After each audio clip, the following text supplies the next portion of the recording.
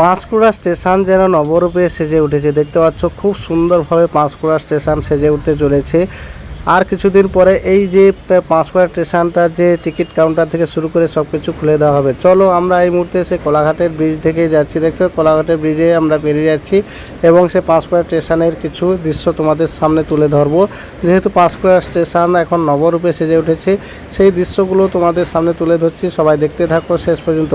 চলো দেখতে দেখতে আমরা সেই পাঁশকুড়া স্টেশনে চলে এসেছি এবং পাঁশকুড়া স্টেশন থেকে তোমাদেরকে যে প্রথমে তোমাদের বাইরের দৃশ্যটা দেখে দিচ্ছি, দেখতে থাকো। খুব সুন্দর লাগছে এবং আজকে একটু মেঘলা আকাশ এবং এই মুহূর্তে বৃষ্টি হচ্ছে টিপটিপ করে, দেখতে পাচ্ছ।